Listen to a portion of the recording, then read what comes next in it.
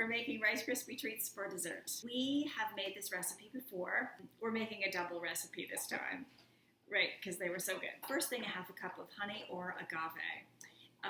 We happen to have a good friend who has bees, and we know he treats them very well, so we're going to put honey into this container. We've already measured it out. We understand that many vegans would prefer not to.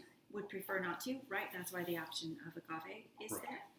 You can also use maple syrup. We're going to pour this into our great big bowl. It's like molasses. The recipe calls for 1/2 cup. We're using a full cup because we're doubling. The next thing that we're putting in is almond butter. The recipe calls for 2/3 of a cup, so we've got 1 1/3 cups, right? Because we're doubling. Next thing we're going to put in is vanilla.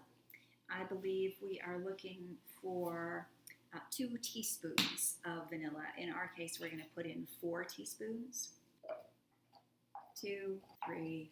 Stress thing to have happen when you lose count. Our next ingredient is salt, and we need 1/4 teaspoon, which of course, Grady, we're doubling 2 of those. Then what we're going to do is mix this up. So we're just going to stir this together.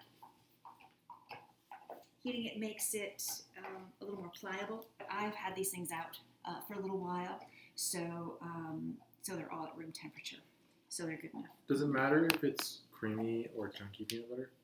The recipe calls for creamy, and it's not peanut butter; it's almond butter. And I don't know if almond butter comes in chunky, does it? I don't know. I don't But know. chunky is the superior. Is it superior peanut butter? Could you do it with peanut butter? You certainly could. You could do it with any.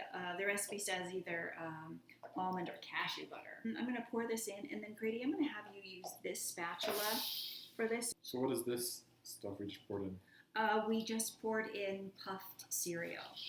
The recipe calls for puffed rice. I decided on a rice dish for dessert because we're having rice already with this meal. The idea is to have several similar things in one meal, and that makes it more digestible. Your system is already in the digesting rice mode.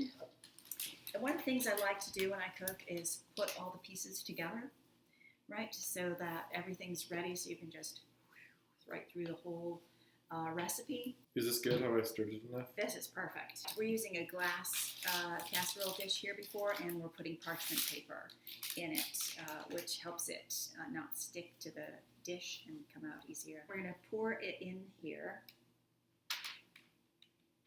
All right, try to keep it inside that parchment paper. And I'm actually going to start it with the spatula, and I'm going to finish it with my hands. Wet hands.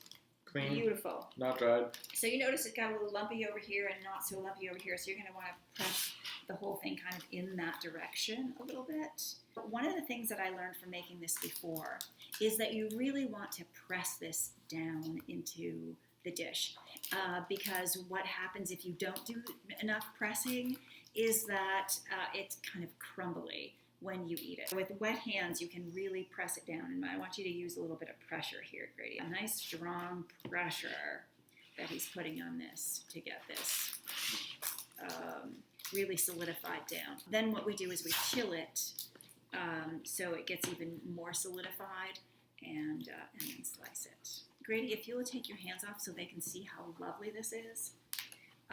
It really came out so lovely, so pretty. Yeah, so that's what it is. We're going to put this in the fridge now, and thanks for watching, and let me know if you have any questions.